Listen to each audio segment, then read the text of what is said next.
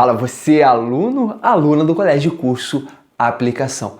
Tranquilidade pura, sou o professor de História Rodrigo Alberoni e hoje trago para vocês o nosso tema 4 da unidade 1. Sim, hoje estamos encerrando a nossa unidade 1 em relação às videoaulas. Vamos falar sobre urbanização e modernização das cidades, no contexto da República Oligárquica, falando de Brasil, sobretudo da capital daquela época, que ficava aqui no Rio de Janeiro. Para começar a falar desse processo de mudança, de urbanização e suas consequências, temos que falar da imigração para o Brasil. E aí eu levanto o contexto que aprendemos lá no 8º ano, o processo lá da Lei Eusébio de Queiroz, que estabelecia o fim do tráfico intercontinental de escravos. O capital, o dinheiro que antes era utilizado para realizar esse tráfico, agora ele ficou ocioso. Ele vai começar a ser aplicado, então, por exemplo, em indústria. Então vamos lá, 1850, fim do tráfico intercontinental de escravos. Opa, sobrou dinheiro, vou aplicar a industrialização, também preciso de mão de obra para substituir os escravos africanos, já que eu não posso mais trazer novos escravos da África. Lembrando, a escravidão acabou aí? Não, a escravidão só acaba em 13 de maio de 1888. O que acabou foi o tráfico intercontinental. Não vai chegar mais escravos da África no Brasil, mas quem está aqui continua como escravo, tá bom? E aí isso entra também com uma política do próprio governo que vai se estender até o início do século XX, que é uma política racista de embranquecimento da população. Prevalecia no mundo naquela época uma visão europeia de que os brancos caucasianos, que os europeus seriam superiores aos outros grupos étnicos, superiores a africanos, superiores a asiáticos. Então, um país só poderia se tornar uma potência caso sua população fosse branca. E o governo brasileiro internaliza essa ideia. Então, a atração de imigrantes europeus também está dentro dessa ideia racial, essa ideia racista de embranquecer a população. Por isso que eu coloquei aqui do nosso lado o quadro chamado de Redenção de Cão, que mostra exatamente uma idosa afrodescendente agradecendo aos céus porque sua filha, já mestiça de pele mais clara, casou com um imigrante, provavelmente, e teve o quê? Uma filha branquinha. Isso significa o quê? Que a opressão que esses negros sofriam eram tantas que eles se sentiam felizes com o embranquecimento do seu grupo, porque sabia que aquela criança teria melhores oportunidades na vida. Então, esse racismo estrutural está sendo criado aí. Bacana? Então, essa imigração está associada à substituição do trabalho escravo africano devido à Lei Eusébio de Queiroz e também a esse processo de incentivo do governo ao embranquecimento da população. Então, eu já adiantei para vocês também que o dinheiro antes utilizado no tráfico agora vai ser aplicado em indústria. Essa indústria que está surgindo está muito ligada aos cafeicultores. Então ali são produções metalúrgicas voltadas à construção de ferrovias, na zona portuária também, estaleiros, regiões de desembarque de mercadorias, construções de novas estradas, tudo para facilitar o escoamento do café. Depois, com o tempo, aquele trabalhador imigrante que não se deu bem no campo, que viu que ali era uma região de exploração e miséria, ele vai começar a buscar soluções na cidade. Alguns imigrantes, que já conheciam algumas técnicas de produção industrial lá na Europa, vão começar a tentar aplicá-las aqui no Brasil. Então nós vamos ter uma pequena industrialização surgindo no Brasil após aquele surto Mauá, que acabou não dando certo. Bacana? Então vão ser assim, indústrias bem comuns, de bens de consumo não duráveis, algumas de roupa, outras de alimentos. É assim que vai surgindo a nossa pequena industrialização. Mas se está ocorrendo industrialização, significa que as pessoas estão começando a se concentrar nas cidades. Quando eu falo industrialização, não é no Brasil inteiro, pelo amor de Deus. É aonde? Nas regiões em que predominava uma elite cafeicultura que tinha capital para investir, Quando sobrava um dinheirinho, aplicava naquilo que vai favorecer a sua própria produção de café e escoamento da mercadoria. Depois, obviamente, indivíduos vão investindo em outros setores da indústria, mas sempre devagar, sem correr muitos riscos. Então, se tem indústria, tem proletário, tem trabalhador urbano. Então essas cidades de São Paulo e do Rio de Janeiro começam a se desenvolver no princípio urbano, ou seja, mais pessoas concentradas na cidade. Muitas pessoas saindo do campo e indo para a cidade. Então, por exemplo, o crescimento aqui do Rio de Janeiro, ele é bem desordenado, né? Vão ser erguidos os famosos cortiços ou cabeça de porco, né? O cortiço mais famoso, que são construções bem simplistas, geralmente de madeira, com vários quartos, banheiro coletivo, cozinha coletiva, em que o trabalhador pobre pagava um aluguel de um quartinho ali. Ali concentravam-se 15, 20, 30 famílias, muita gente vivendo no mesmo espaço. Então o nosso crescimento urbano foi feito sem uma política pública, sem um controle correto. Dentro dessa ideia, o Rio de Janeiro acaba se tornando uma região, como eu posso dizer, propícia a doenças. O Rio de Janeiro tinha casos gravíssimos de febre amarela, varíola, peste bubônica, a famosa peste negra. Olha isso, na cidade do Rio de Janeiro. Era a nossa capital, era a porta de entrada para o Brasil. Então, doenças e doenças, saneamento muito ruim, ruas estreitas, apertados, becos, ruelas, às vezes com o esgoto correndo a céu aberto. Então, o prefeito do Rio de Janeiro naquela época, um engenheiro, o famoso Pereira Passos, com o apoio do presidente Rodrigues Alves, decidiu o seguinte: cara, tá na hora da gente modernizar o Rio de Janeiro. Então vai ser aplicado muito dinheiro no processo de reforma do Rio de Janeiro. Isso vai levar a uma campanha chamada de Bota Abaixo, porque eu tenho que criar ruas mais largas, bulevares com lojas, praças para a população passear, alimentar os pombos, né, que chegaram ao Brasil a partir de Dom João e a partir aí do início do século XX, entre 1902 e 1906, vai ter um incentivo ainda maior para reproduzir esses pombos, né, para que o Rio de Janeiro possa ser uma nova Paris. Olha que coisa bonita, só que não.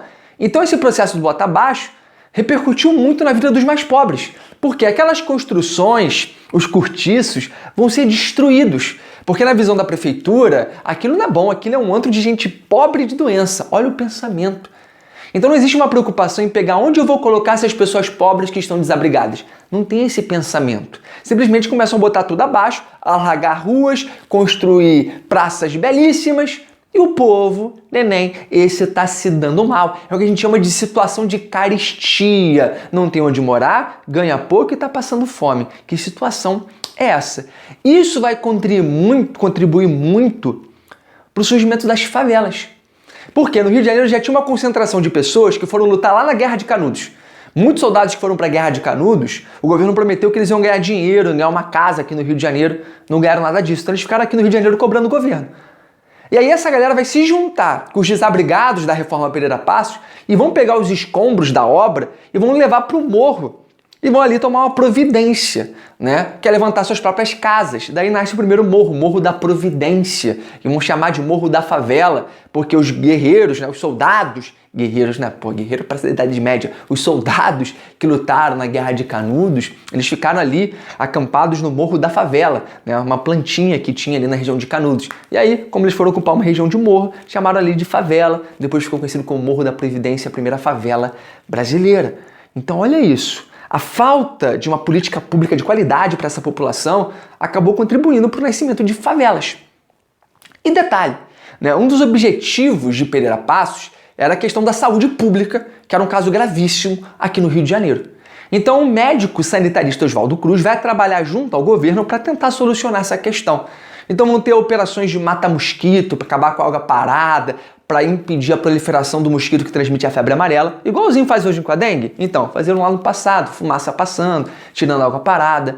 Vão ter a campanha dos caça-ratos, né? Quem caçasse rato e levasse lá ao prédio do governo ganhava umas moedinhas em troca desses ratinhos. Por quê? Eu mato o rato, eu estou eliminando a peste bubônica. E aí tinha galera que aprontava, começava a criar rato em casa para levar e ganhar dinheiro. Olha que doideira. Isso aqui é Brasil, né, neném? E o mais importante, uma campanha de vacinação em massa contra a varíola que causava tantas mortes. Só que qual é o problema?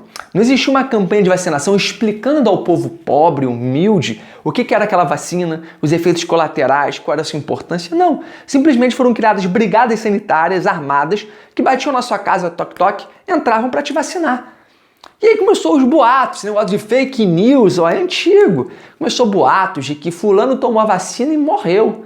Entraram na minha casa e quiseram vacinar na bunda da minha mulher, nas nalas, e ninguém vai ver a bunda da minha mulher. Começaram a rolar esses boatos, e o povo revoltado já com a campanha do Bota Abaixo, a fome gigante, sem lugar para morar, isso gerou uma revolta chamada Revolta da Vacina. O povo bota barricadas nas ruas, não quer deixar a brigada passar para vacinar, tem confronto, gente morre pra caramba nesse confronto, mas o governo leva e vai vacinar as pessoas contra a varíola. Bacana? Lembrando, se tem fábrica, tem movimento operário surgindo, trabalhadores começam a se organizar, muitos influenciados pelos imigrantes italianos que já tinham ideias e contato com as ideias anarquistas. Mas surgiu no Brasil, por exemplo, o anarco-sindicalismo, né? Lideranças sindicais que organizam os trabalhadores, realizando greves em busca de melhores condições de trabalho e salário. Essa galera era tratada como caso de polícia. A polícia ia lá e simplesmente tratava com violência, dava tiro. Os trabalhadores eram considerados bandidos. Olha que situação, neném. Então vou estourar várias greves, como a famosa greve geral em São Paulo, né, de 1917. Também em 22 é fundado o PCB, Partido Comunista Brasileiro, né? O partido vai começar a liderar a luta operária aqui no Brasil. Então teve luta operária sim, os trabalhadores eram muito maltratados, tinham poucos direitos e sofriam com muitas violências. Outro conflito marcante que ocorreu aqui no Brasil nesse contexto urbano foi a famosa Revolta dos Marinheiros, ou Revolta da Chibata de 1910, porque a maioria dos marinheiros eram pobres e afrodescendentes. Por quê? Ninguém queria trabalhar na marinha como marujo. O cara ganhava mal, estava previsto na legislação ali castigos físicos, chibatadas, prisão a põe-água. Então, geralmente, as pessoas mais pobres meio que não podiam ficar na rua, era chamado de crime de vadiagem, de vagabundagem. Essa galera ia servir na marinha. E olha que doideira, o cara ser amarrado ao mastro do navio e tomar chibatada. Então, dentro desse contexto, João Cândido vai começar a conversar com os outros marinheiros para eles liderarem um movimento pedindo melhores condições para eles. Só que esse movimento acaba estourando antes do que João Cândido queria, né? Porque o marinheiro, ele comete alguns equívocos, entra com bebida alcoólica na embarcação, acaba sendo preso, depois condenado a receber chibatadas, e aí estoura a partir daí a Revolta da Chibata, em que o João Cândido toma navios, ele e seus parceiros tomam navios de guerra, chamados encouraçados no Brasil, como encouraçado em Minas Gerais, e fala o seguinte, ó, a gente vai bombardear o Rio de Janeiro se vocês não negociarem com a gente. A gente quer acabar com os castigos físicos aqui na Marinha e com aumento de salário. O governo não queria negociar. Só que a população fica do lado dos marinheiros e pressiona o governo acaba negociando, promete anistia, ou seja, perdoar os revoltosos e conceder as melhorias. De fato, né, essa revolta conseguiu os fins dos castigos físicos na Marinha. Porém, suas lideranças de fato não foram anistiadas. Muitos foram mandados para o desterro na região amazônica, o João Cândido foi internado, tratado como um maluco. Olha isso, uma importante liderança. Né? Hoje tem uma estátua dele, o Movimento Negro lutou por isso, lá na Praça 15, em homenagem ao chamado almirante negro, o grande João Cândido, que liderou uma revolta, né, contra a exploração, miséria, contra os castigos físicos na Marinha. Bacana? Lembrando, esse momento aí, né, da história brasileira, é um momento muito difícil para as manifestações afro-brasileiras. Né? A capoeira, por exemplo, era considerada crime, considerada vadiagem. O candomblé, a religião de matriz africana no Brasil, também era perseguido, não podia ter práticas do candomblé. Essa galera era perseguida. No futebol, casos de racismo ocorriam. Por exemplo, a equipe do Vasco da Gama, né, Flamengo, Fluminense, Botafogo, se reuniram e tentaram proibir o Vasco de utilizar atletas negros no seu plantel. Falaram, ó, se você continuar com atletas negros, você não joga o próximo Campeonato Carioca. E aí o Vasco deu a famosa resposta histórica, falou, então eu não quero jogar, prefiro manter meus atletas negros, e foi criar um outro campeonato. Né? E aí falaram, não, mas você não vai poder jogar com a gente, você também não tem estádio. Aí a torcida do Vasco foi e levantou seu estádio. Né? A famosa resposta histórica do Vasco, que levou depois Fluminense, Botafogo, Flamengo a rever e convidar o Vasco novamente ao campeonato. Bacana? Então era um país, se ainda é racista hoje em dia, naquela época era mais ainda e era escancarado essa perseguição à cultura afro-brasileira e a participação e inclusão desses indivíduos na sociedade. Você vê, queriam vetá-los até no futebol.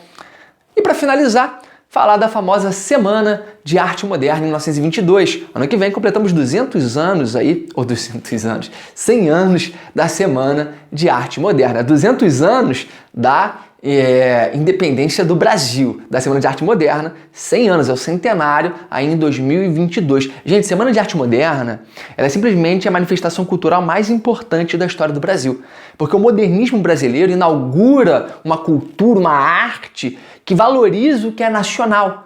Eu posso até pegar inspiração lá de fora, mas eu tenho que devorar essa inspiração e misturar com a cultura brasileira. É um movimento antropofágico. Essa galera, né, liderados, né, por poetas, pintores, né, com a grande Tarsila do Amaral, já exibi até um quadro aí para vocês, passou aquele quadro dos operários reunidos, todos eles no fundo de uma fábrica. Ali a Tarsila, por exemplo, ela quer ilustrar elementos do Brasil, que é ser brasileiro, essa miscigenação, essa mistura de elementos. Então, esse movimento, né, que fechou lá o teatro em São Paulo, que foi vaiado, o público não entendia, porque eles estavam rompendo com paradigmas da época, é muito importante, porque eles vão valorizar o que é ser brasileiro e a nossa cultura, não mais imitando ou idolatrando o que vinha da Europa. Essa foi a Semana de Arte Moderna. Beleza, galera? Uma aulinha aqui rápida, resumindo os principais tópicos para vocês. Leiam o livro, façam sempre os exercícios e sigam acompanhando as minhas videoaulas e aulas presenciais. Beijão, até a próxima. Tchau, tchau!